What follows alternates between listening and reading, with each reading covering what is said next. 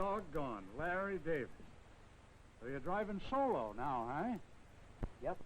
Dad let me take her out alone for the first time yesterday. Larry, that's swell. I hope you'll be a safe driver like your dad. How many, Larry? Oh, shoot the works, Mac. Make it 5. Goes on Dad to count today.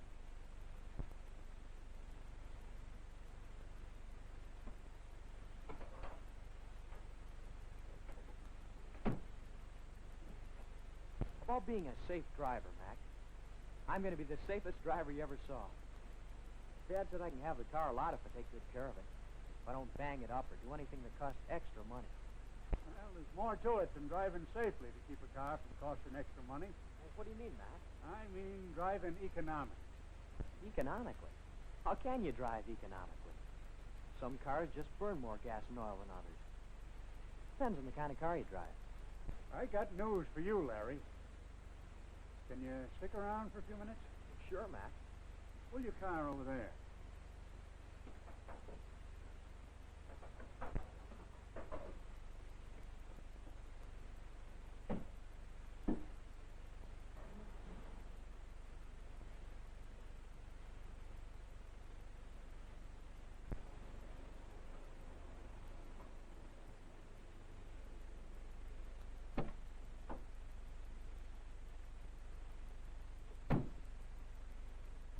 I still say that economy depends upon the kind of a car you drive, doesn't it?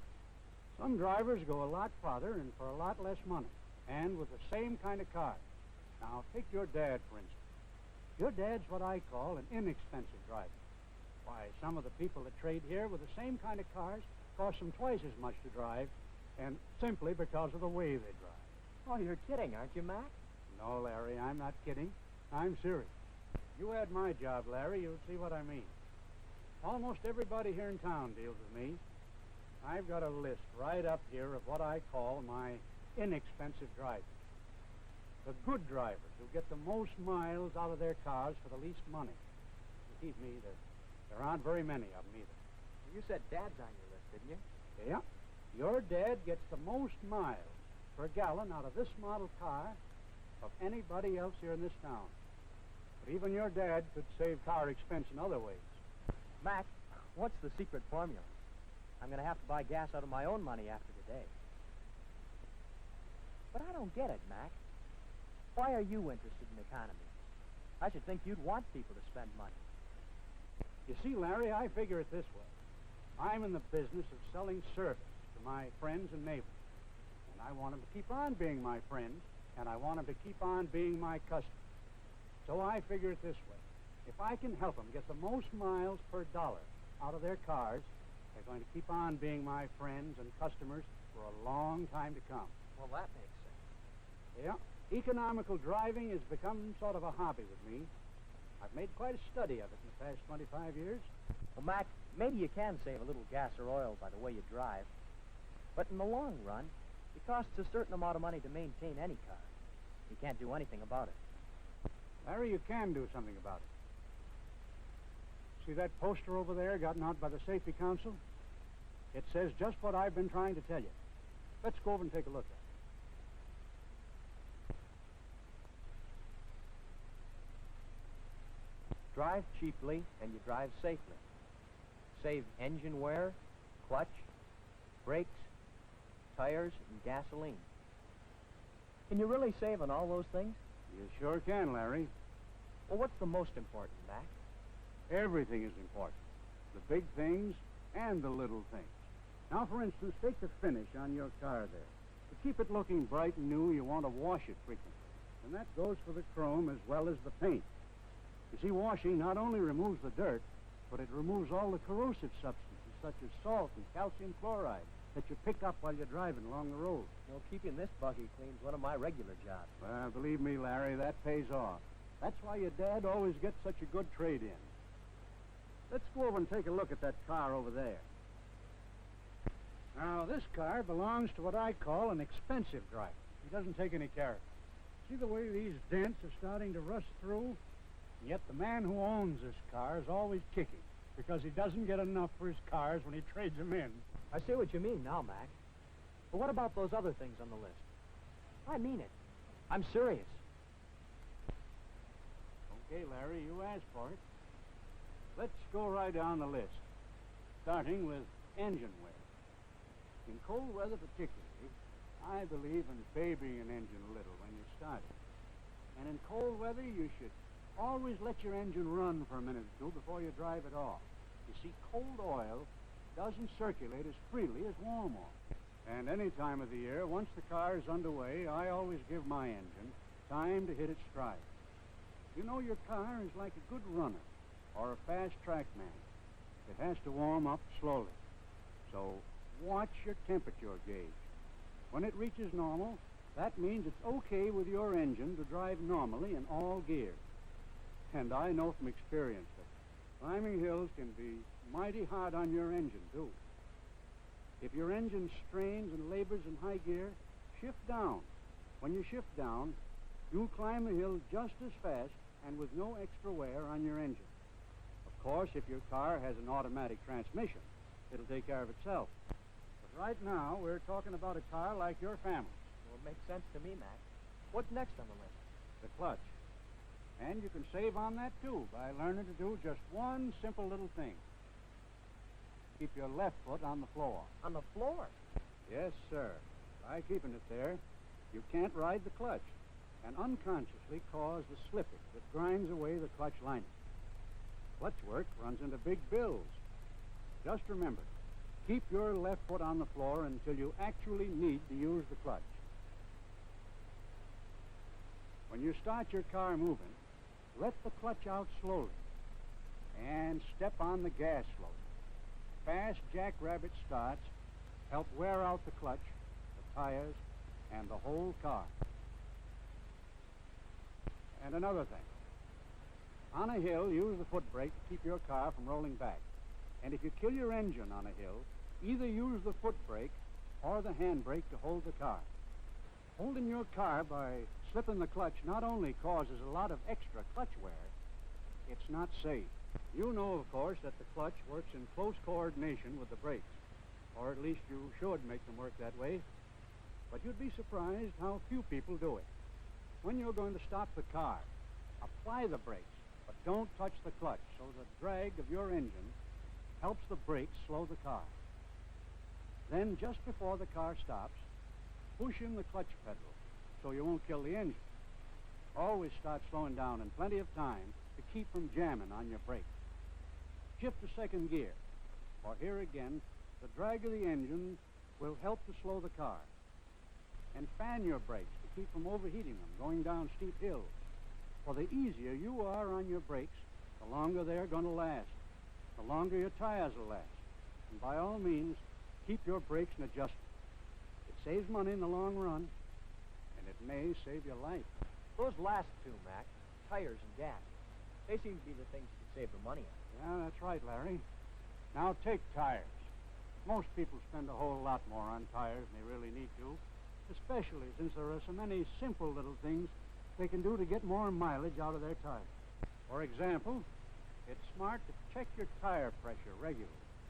And I find that it's just as easy to stay off the car tracks, to drive around holes, to avoid broken glass, to keep from scraping the tires against the curb, and to keep from running your tires into the curb. And another thing, easy on the brakes is easy on the tires. The tire marks you sometimes see on the road are written in rubber. Rubber scraped off the tire. Wasted rubber. Wasted money. And take it slow and easy on the turns. Loud tire squealing means too much speed or too light tire pressure. And both cost money in extra tire wear.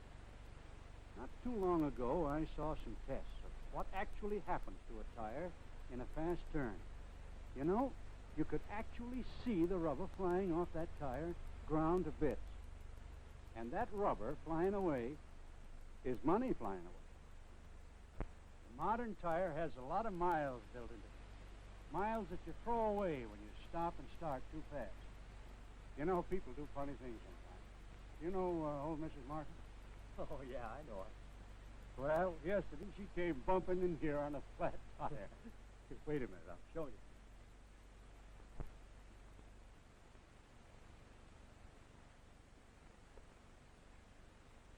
Isn't that a mess?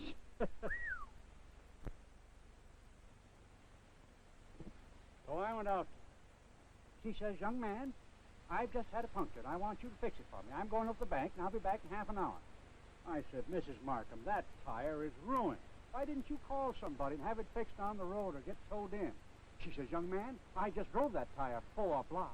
Now, you get it fixed and have it fixed right away when I get back. Well, what did you do? You couldn't fix that, Mac. Well, I saw her coming, and I was all ready for it. I had the tire to right here, and I said, Mrs. Markham, I've been trying to find some way to fix your tire.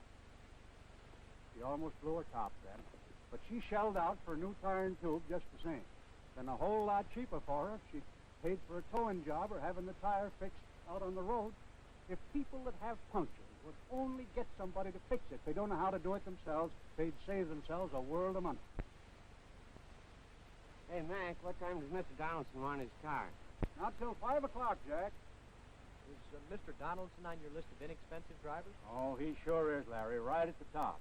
He gets by spending pennies, where expensive drivers would have to spend dollars.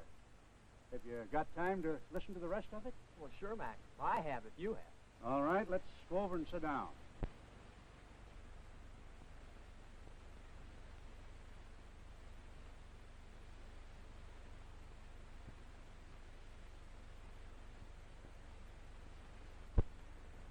Well, now let's see. Gasoline. You know, gasoline to your car is like air is to a runner. The faster he goes, the more air he uses. So he has to breathe deeper and faster.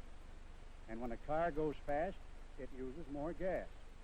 Of course, if you're taking a long trip and you're interested in getting there, the extra gas you'd use won't slow you down to 35 when the speed limit is 55.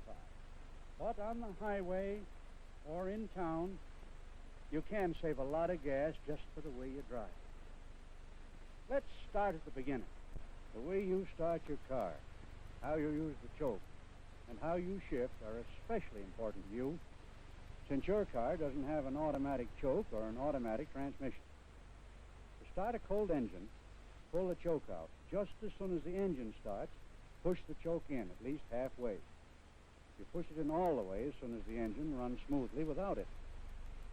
Don't choke an already warmed-up engine. Over-choking can waste more gas than any other bad driving habit. Take it easy when you start. Just get your car rolling and low without gunning. Then shift through second and get into high gear by the time you're going 25. You'll be surprised how easy that is on your gasoline money. Take your stops easy, too. Quick stops just waste the gas you use getting your car rolling. And when you're waiting for a light, don't bounce the accelerator. If you don't race your engine, you'll save gas by the gallon. I told you about the tire test I saw. Well, I saw another test that same day. 1/10 of a gallon of gas was put into the testing tank of 2 identical automobiles. The black car was to be driven like I'm telling you how to drive. The light car was to be driven show-off style. But both were to stay inside the legal speed limit. The light car shot off like a streak, while the other fella took it easy, like I'm telling you to do.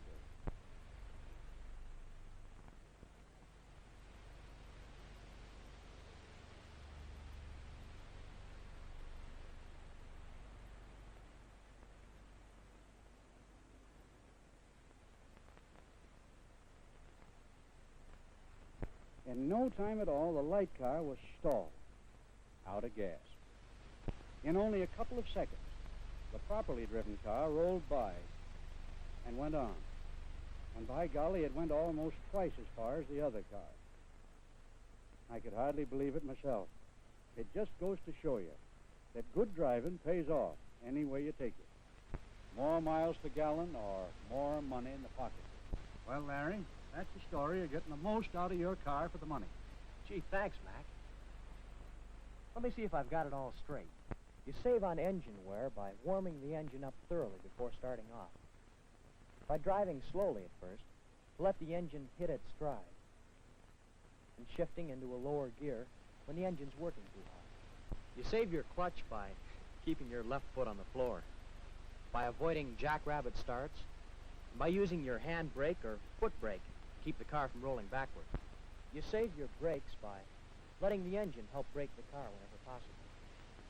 By slow stops, by fanning the brakes, and by keeping them adjusted. You save on tires by taking it slow on the curves, by avoiding car tracks, broken glass, holes, by not scraping or bumping into the curb, by easy starts and easy stops, and by checking the pressure regularly.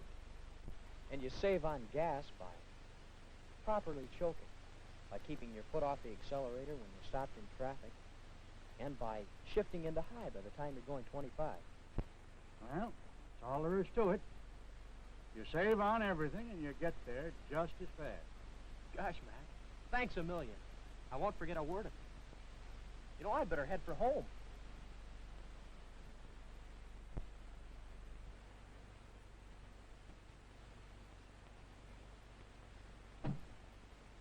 So long, Mac. You just keep your eye on me. I'm going to be on that list of yours.